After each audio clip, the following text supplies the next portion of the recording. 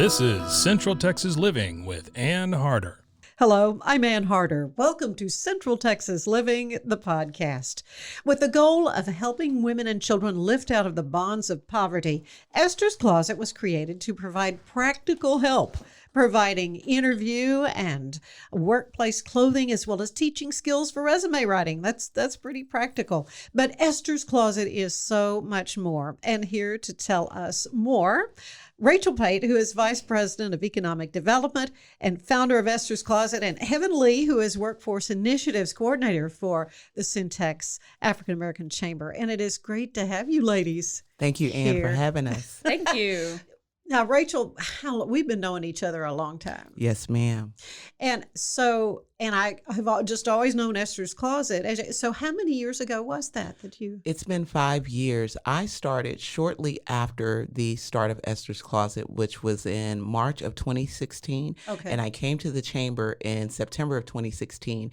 And fortunately for me, it was still a new program that was being grown and steered. So I happened to be the first Esther's Closet coordinator and got to oversee that program for about 2 years as it was getting off of the ground. Well, it's just such a kind of a what a great thing to have because so many people just don't have in their wardrobe what's appropriate to go for a job interview. And I would say most people don't know, and that's the thing. You don't know sometimes what you don't know. And when you want to go somewhere new or you want to broaden your horizons, you may need someone to talk to you about those things and mentor you. So that's what Esther's Closet does. Some women come in and they're very comfortable finding something professional, but many of them are not, and they see themselves in those types of outfits only for special occasions or church, or maybe they have something they have to do. But day to day, most women don't dress up anymore. So when you're fortunate to find a position that meets your needs and the dress code is the only thing holding you back, Esther's Closet is a great resource for that. Yeah, there's no excuse. We remove them. Well, and I was on your website and saw I love your page that you have for Esther's Closet because it tells how many outfits you have given away. Absolutely. We have served hundreds of clients and provided thousands of outfits. Where we are now and taking things to the next development level is working on their workforce skills. So maybe in the future, we'll have a tally up there of how many people have gotten into new careers, how many clients have successfully made it to their next level. But our goal is to not only outfit you for the interview, but prepare you with all of the skills, the training, and the development that you need along the way to grow and prosper in that position. Well, and it's just a wonderful opportunity for folks like me. I had a wardrobe that was specific for television, a lot of professional looking clothes. And I have yet to purge the closet, but it's coming to Esther's Closet because hopefully someone can use some of these garments. And I love the fact that you have what you commit to do for your clients. They'll get an outfit to attend their first interview. And then after they get the job, you will provide even more. That is correct. To get into the interview and successfully go to the next level, now you have to be prepared for about 2 weeks before you get your first paycheck. So that's the idea in the return client that has become employed, that you can get 7 to 10 days worth of clothing and you can save that money that you would have to spend and spend it elsewhere. We also provide incentives for continued employment or coming for special workshops. We are working with our new coordinator, Heaven, to do a voucher program so there can be other opportunities where you can secure, a great outfit for what you may need for your employment just through Esther's Closet. Well, I want to bring Heaven into this because, first of all, I love your name. I just love your name, Heaven, and your last name is Lee. Yes. So you're Heaven Lee. Heaven Lee. That's brilliant. And but you haven't been with the Syntex Chamber that long, right? Right. So I've actually just reached my 3-month mark. Okay, yeah. On the 17th. But now, are you new to Central Texas? No, I'm actually a native of Waco. Okay. So I went to Stephen F. Austin and recently graduated, and I was able to return due to COVID. But now I'm sticking around in hometown, hoping to get some changes and help in our community. Well, I mean, and this is such a great opportunity for you. What is it you want to see happen through your work there as the business initiatives Right. coordinator? So with so many industries coming to Waco, Mhm. it's really a time for all the women and people in general to have a shift in their workplace environments, whether it be for more money, to be closer to home, to be able to provide for their children. All these other resources have now came about. So I find it important for those people to get industry recognized training so that they're able to go to the work and be skilled already. And we're hoping that they're able to obtain higher wages and benefits, and also use Esther's Closet as their entryway and use the resources necessary. We had just done a podcast very recently with the Christian Women's Job Corps, which I bet they Yeah. send people your way. They are Yes. great partners. Lydia Yeah. Tate and her crew have always worked with Esther's Closet because we have a common community, women. Yes. So they're great allies and partners for us. Well, and to be able to provide that training, provide the help, practical, again in their case, practical help of getting a GED. Right. So it's wonderful that you both aren't kind of reinventing the wheel, that you're working hand in glove with each other with the common goal. Absolutely. And as they had some wonderful success stories. Do you have any success stories you can share with it? Come off to the top of your Absolutely. I knew that when love I this. asked it. I love this because first I want to say everyone that comes to Esther's Closet is different. The thing that they may have in common is that they're a woman, but they come from different backgrounds. Some of them are older or younger. They can be college graduates or high school dropouts, but they all have a desire to succeed. And so they find us through that desire. Some of our candidates that have come through have done amazing things after, having just visited us. I will tell you, we had a young woman named Ashley Womack who ran for school board a couple of years ago. And she was an early Esther's Closet client within the first year that we were there. She came in and she not only used the services, but she also volunteered. She began giving back and helping in different campaigns. And so to see her develop and blossom and gain a sense of confidence where she wanted to step out in a public leadership role, that was phenomenal. There are women who've probably done great things here that have never gone into public service. So for her to go from I'm a client in need to I feel like I can give back and help someone is beautiful. We also have another stellar client that comes to mind, Shamika Evans, the owner of Waffle Chick. And again, one of our early clients that came in as they were using different resources, and Esther's Closet happened to be a partner in helping them get to where they needed. But Shamika's an owner of a successful business here. She's been operating her business maybe a little more than 2 years, and she's still growing it. I remember her working in a nonprofit and serving her chicken and waffles to having a small food trailer to now having purchased a large food truck.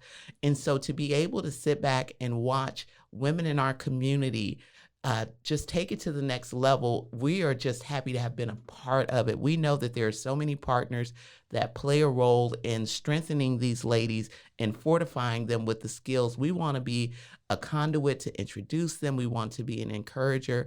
And we've still had more ladies that have done even more. I've seen ladies that come in and say, I've got honored at my job, so now I need something just for the special event. Yeah, the special event that now I'm being honored for. And so those are just a few, but I'm sure if we track down all of our clients, we would have a ton of success stories.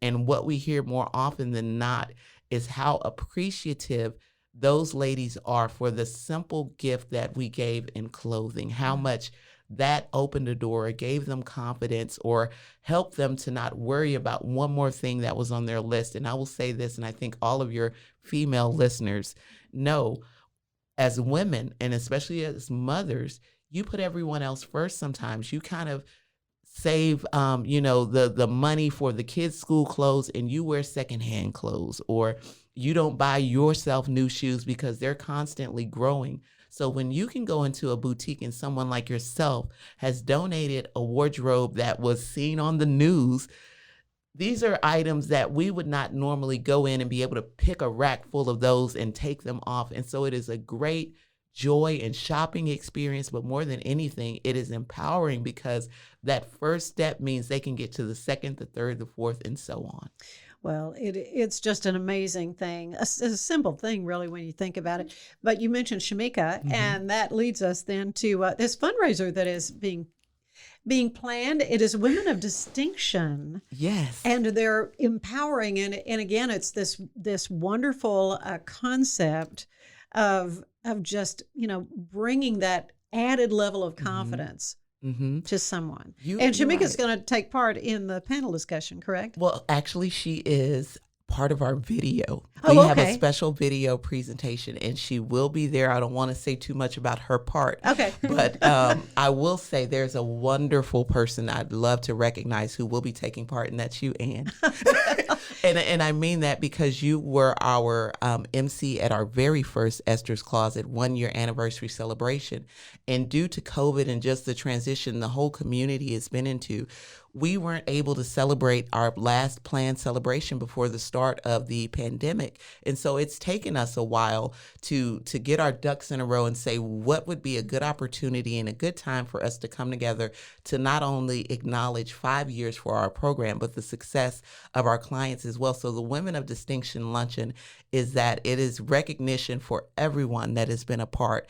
It is as important for us to recognize the clients as it is the donors and the community members that have taken part in growing that program. So we will have on our panel 3 great distinguished women.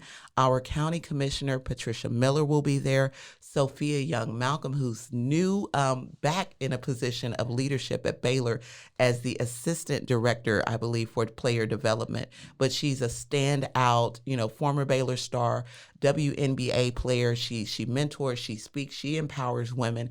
And then we have also Jasmine Caldwell, who's an anchor and reporter with a local station here as well. And so being able to bring to the stage successful women is a great opportunity, but we are not looking for them to talk so much about their success.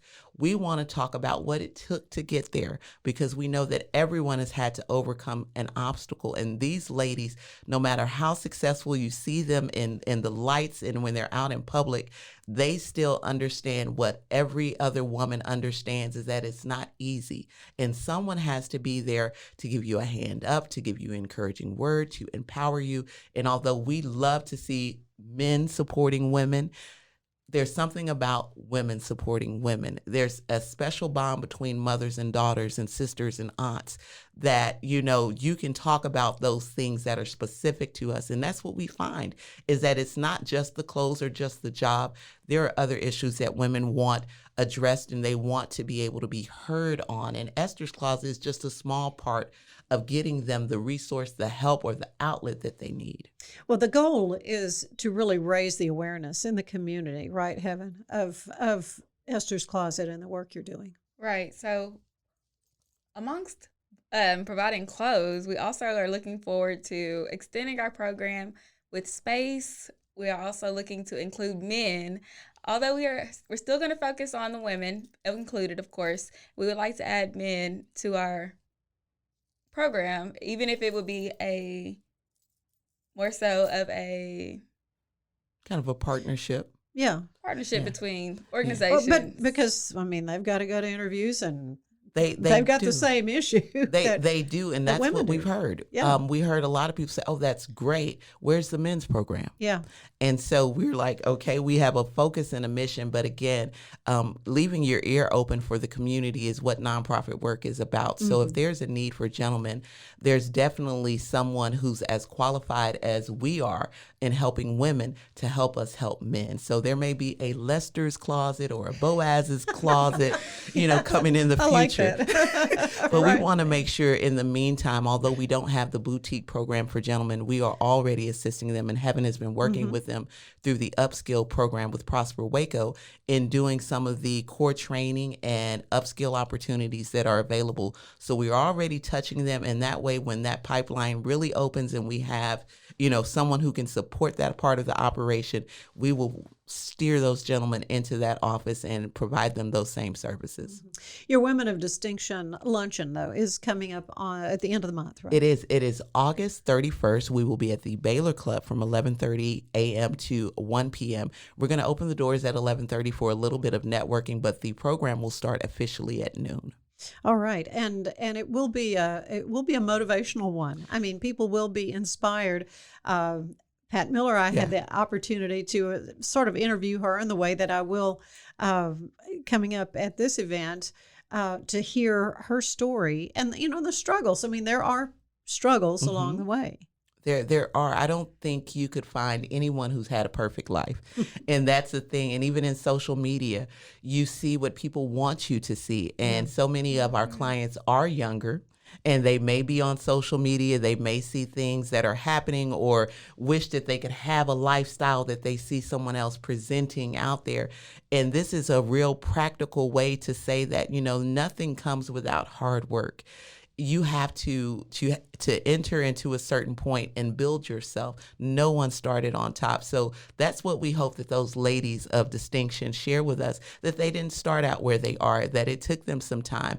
And we hope that not only they encourage our clients to continue to push for success, but that those who are supporters and would be supporters of Esther's Closet look at the importance of empowering our community's women and how that builds a stronger community, and look at Esther's Closet as one of the ways that they can support that. Yeah, in a very important way. And so you're still open to taking table sponsors? Table sponsors along with individual tickets. So we have empowerment supporters, we have success sponsors, we have suiting sponsors, and those are just our names to collaborate with our event. Very good. And of course, you got a nice big venue there at the Baylor Club, and it'll be a tremendous event. I mean, you had, like you said, COVID sort of put the brakes, the kibosh on so many events that were planned, and so this is going to be well worth the wait that we have had to take. Absolutely. And I want to share one more thing, and because we're at the Baylor Club, you mentioned the space. Absolutely. We will be in the large ballroom. So there will be social distancing. Sure. There will be walking room. You will be able to sit if you've come with your group and still enjoy the program without feeling like you have to be right in front of everyone else and chatting with them. So we will be as safe as possible, but we feel we cannot sacrifice the success of the clients because of the environment that we're in. We have to continue pushing. We have to continue moving that program forward, because we can't sit and wait until COVID's over to do something for the women in our community. Yeah, I think that's going to be a long wait. I think this is something we're going to have to learn how to live with. Yeah, I'm afraid, and I want to talk a little bit about that because COVID has changed so much where the workplace is involved.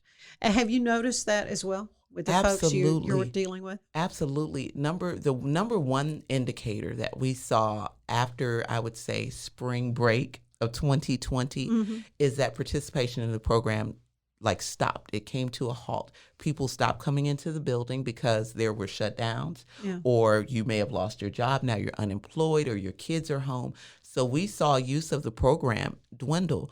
And for us, we're wondering what's going on with the clients. It's not as important to us to get clothes out the door as it is to find out why people aren't using services. So we know there's something going on in the lives of our community members, and especially our clients, when they're not coming through the door. We went from maybe 40 people a month to one every 4 months.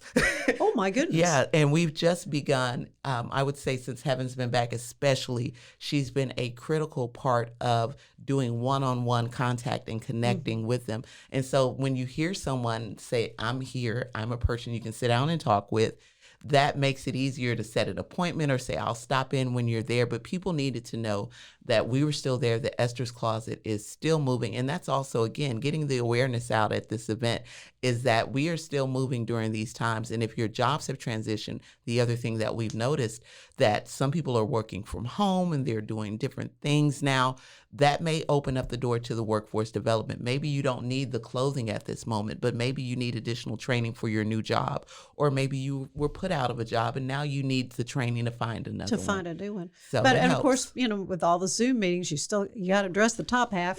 From the you waist may be up. in your pajama bottoms and nobody knows, but We can get you a great blouse and a great set of earrings. right. But yeah, you still got to get somewhat dressed up. Absolutely. That's great. Oh, well, so how can folks get tickets or learn more information about the event? Absolutely. The best way to call and reach us at our office, it is 254-235-3204. We are there Tuesdays and Thursdays from 9 to 3, but you are welcome to leave a message. If you'd like to go direct and you have no questions and you'd like to just go ahead and purchase, please go to our website. It is www.syntexchamber.com. We have an Esther's Closet tab there, and you can find the information that you need for the event to register. And if somebody wants to donate garments, do you have some rules, on that? So currently we do every second Friday of the month from 10 to 2 at our building. It's 1020 Elm Avenue, and we're on the Quinn campus, and it's building 700 right to the left of the multipurpose building. So currently we are requiring that clothes are freshly laundered along with being on hangers and making sure that they're business wear.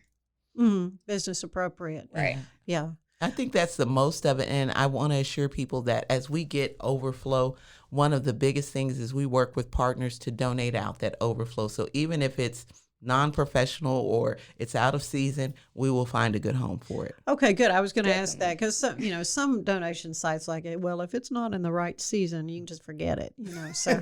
So you'll go ahead and take, because you have people year round. Absolutely. Right.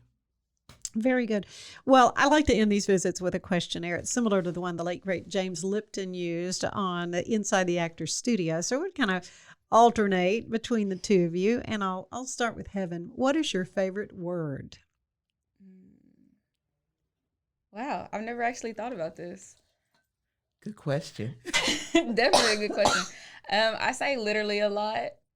Literally. So just in general, general conversation, I always find myself saying the word literally because it's just literally. Great little pun on everything, and it's just a continuation. That's right. Little punctuation there. Mm-hmm. Okay. Do you have a favorite word? Well, when you ask her, the first word that came to my mind was love. Yeah. I think that's a word I say every day, several times a day. I tell my family I love them. I tell good friends that I love them. And it just makes you feel good to say it and to hear it said to you. Yeah, absolutely. What's your least favorite word then, Rachel? Hate. Yeah. And I tell my son, I have a 6-year-old, he loves to say hate. That may be his favorite word. I hate that, or I hate, hate. food and I or whatever. I tell him to reserve hate for something that truly deserves to be hated. Don't put the label hate on everything. We don't want to hate things, but I hate people that abuse children and elderly people. So there you go. Like when it's extreme and it's bad, yes, you can say it, but we don't want to throw it around all the time. We like to love. Yeah. What about you? Have a least favorite word? I think hate is a very strong word. I do agree, and that would probably be my word that I do not enjoy using at all. Right. What turns you on creatively, emotionally, or spiritually, Heaven? Heaven turns me on. I'll go ahead and answer the question, but go ahead. I really think reassurance. Everybody needs to hear that they're loved or hear that they are appreciated, and that's just huge. And I try to reassure my friends, my family, people I work with. Being around people, you can feel down even when others not knowing what's going on in your life. So the reassurance is huge. Yeah. What about you? What turns you on, Rachel? What turns me on is stimulating conversation. And I get so excited. And I'm sure Heaven and my crew at the office can tell you some of the things we talk about with work, like economic development, is stimulating. Sure. And I get excited about the things that are happening and the opportunities that we can share and put out there. So stimulating conversation, whether we're at church, we're at work, or we're on a road trip, that gets me excited. Now, you've always had a passion for helping women and minorities, but also the small business owner, entrepreneurs. Absolutely. I am a Waco native. And so to see our community transform over the past 40 years Yeah. is remarkable, but it also puts you in a perfect position to understand what hasn't been changed, what needs to be changed in our support of businesses of color, equity in our community for development, for wealth, for wages. Those things are all important. Waco is such a magical place and always has been. But when people started seeing that from the outside, it became even more uncomfortable for those people who lived here that weren't quite at the level that they wanted to be at. So that squeeze has intensified. And so being able to help people through entrepreneurship is just one way to create generational wealth. Heaven, what turns you off then creatively or spiritually or emotionally? Wow. I really think that a big turnoff for me would be when people cannot discuss and communicate. I think communication is definitely the hugest way to communicate. We have to have communication in everything we do. So when we're communicating, whether it be with work, at home, just knowing that, oh, okay, I can simply say this and people will understand and be able to, oh, okay, that works for me, or no, that does not work. So communication is huge. Very good. What turns you off? Mean people. Yeah, mean people. Mean girls. Mean girls, mean men, mean people. And I say that, but I mean, that can be bullying. That can be someone that is not interested in helping the underdog. And I would say just personally, for me, if I cannot make you laugh, I'm not comfortable being around you. That makes me very uncomfortable. All right. There's something wrong with them. It makes me feel that way. It's like something's wrong what is with wrong you. With you? I'm hilarious. You are delightful and charming, and it is fun. So what sound do you love the most, Heaven? A sound I would love the most. I find older women who they just hearing their voice, and it's more so the wisdom that they have. Listening to my grandma talk is amazing, and she's just she's very much a simple lady. But hearing people that are older than me talk, I am very tuned in, like locked in. I'm all ears just to hear them speak because they have so much wisdom to share. And me being a early 20-year-old, I need to hear everything. Just learning and living. It's wonderful that you're willing to receive that you recognize that wisdom that's there. What about you? Well, for me, it's a tie. The first one I would say would be putting my gas pedal down on the highway and hearing my engine vroom. Really? Oh, yeah. All right. I could tell you a That's story. That's the first I've heard that. Yeah, I could tell you a story about coming back from somewhere and really putting that pedal down, but I won't. But the other is music. Yeah. I love old music, and that's something that my mom did that to me on a road trip. We went to Illinois from Texas, and she played one tape. And that was the greatest hits of Otis Redding. Really? We listened to side A and side B all the way there and all the way back. And when I came back, Otis Redding has remained my all-time favorite singer. So Motown, all those old Marvin Gaye, Etta James, and Ella Fitzgerald, this. I love old music. Oh, yeah. Very good. Very good. What is your least favorite sound then? I'll go first. Being at a cash register and having your card rejected. That is the worst sound I've ever heard. Yeah, that would be bad. It's like when it's not approved. When the chip started, the removal, when you put the chip in and it's wanting you to remove and it does the same noise, you're like, no. I have money. What is going on? And they're like, ma'am, just remove your card. I'm like, oh, I'm sorry. Is that all it took? Okay. It's unsettling, I'm telling you. It's a bad sound. It's a bad sound. All right. What other profession would you want to try? Suppose you already have something in mind. My eyes are so big because you take me back to being a kid. When I was a kid, I wanted to be an artist and a veterinarian. And I decided against being a vet because I was like, I don't like blood and guts. So that's probably not the job for me, although I love animals. But I never stopped wanting to be an artist.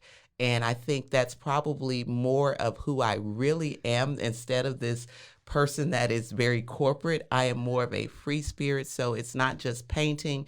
it is poetry, it is book writing, it is all things creative. It just doesn't feel like work when that's what you're doing. Very good. What about you, Evan?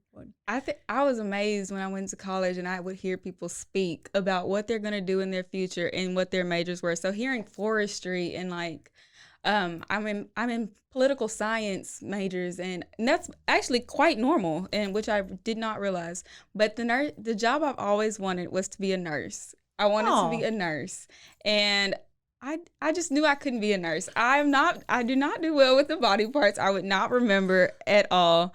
And then blood, that comes from my mom. My mom was never a blood person. So if like a scraped knee, she's like, we have Band-Aids over there. Yeah.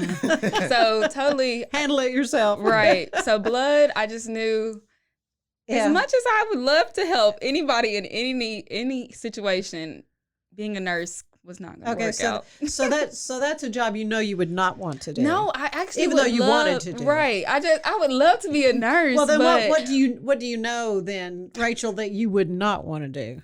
Oh man. Wow. Okay. I feel ashamed saying this, but first let me say to every service member, thank you for your service. I don't believe I could be in the military. Yeah. I don't think that I have the mental fortitude to go through some of the things that some of our service people have to. And it is sometimes a job that they don't get thanked often enough for, but it is one of the most important. But I don't think it's for me. Okay. Did you answer the question what you wanted to? Well, I told you what I liked, and you said, what job do I think I couldn't do? I don't think that job would be for me. Okay, I got you. All right, finally, what do you want to hear God say as you arrive at the pearly gates? Which house do you want? Okay. They're all mansions. It's like, which mansion do you want? That's all. Roads of gold. Yeah. What about you, Heaven? Wow. When heaven gets to heaven. That you are welcome to come in, my child. All right. Definitely. All right. Absolutely. Wonderful. It has been a delight to talk with you both, Rachel and Heaven, both with the Syntax African American Chamber of Commerce, Esther's Closet, which is one of the missions of the Chamber. And this event, again, is coming up on the 31st of August at the Baylor Club. Yes, ma'am. And the number where they can go to get tickets. 254-235-3204. Thank you both so much. Thank you, Ann. Central Texas Living is part of the Rogue Media Network family. Be sure to check out their other shows at roguemedianetwork.com. Please rate us 5 stars on iTunes and anywhere else you get your podcasts. Join us again soon for more Central Texas Living, the podcast. I don't even know my favorite word. It's love. Well, it's love. I love that your favorite word is love. Yeah. Okay, and you can ask her the next. Okay. What's your least favorite word? Well, I have to go with what I've heard many, many times from many, many people. That's can't. Can't do that. I just can't. So that's I don't know, part of the reason I don't tell anybody no. Because I'm thinking, well, it means I can't do it. But no, I don't like just the sense of not trying something. Gotcha. Good to know.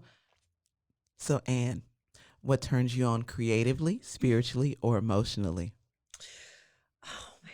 Honestly, I've never really thought about these things. These are good questions. Like, I may ask someone these. What turns me on creative? Doing this. You look so happy. I love hearing from people. Love hearing what motivates them, what turns them on. I love hearing people tell stories of things that they've just gotten a burden for a need and then took those steps to say, okay, it's like the Lord put on their heart, that there's a need. And then it becomes this amazing thing. Yeah. And Esther's Closet's a perfect example. I was just going to, you said, it was a simple, somebody needs this.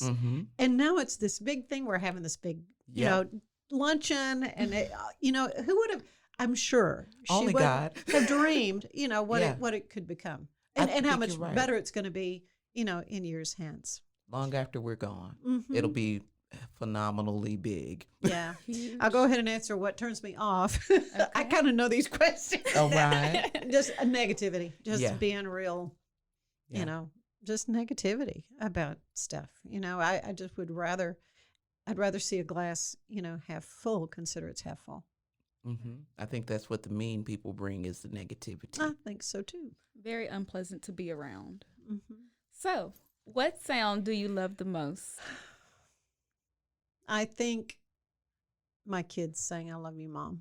Oh. And they're old now, they're grown men. I still love it. And so now I have little granddaughters, you know, say, "I love you." I love hearing you. that. Too And cute. I got to follow up. What do your grandchildren call you? Gran. Nice. Gran, but it's spelled Grann. Yeah, That's but my name with a grr in the front. I like I it. love it. Because most people want to be Mimi and Oh, well, Nana. you know, yeah, right. Well, the other mothers, they took Mimi right away. I was going to be Mimi. No, I guess not. So I'll be Gran. Gran is so great. And just from one of my shows, Charmed, their grandmother was Gran. So you're good. Well, and it's apparently kind of a British thing. We watch a lot of British TV, and they refer to grandmothers as Gran. But didn't realize that my aunt had a precious friend in Temple, and who would make pecan pies, and we go see her. Well, her granddaughter, who was, I don't know, 15, 16 years old, she'd call her Gran. She'd say Gran, and it was so cute the way I thought, that's what I want to be. I want to be a Gran. I want to Gran. be Gran because of Dorothy's granddaughter. I love that. I love that. So least favorite sound. Nails on a blackboard. Mm. I'd say probably that. I just thinking about it. I agree. Yeah, that's not a good sound.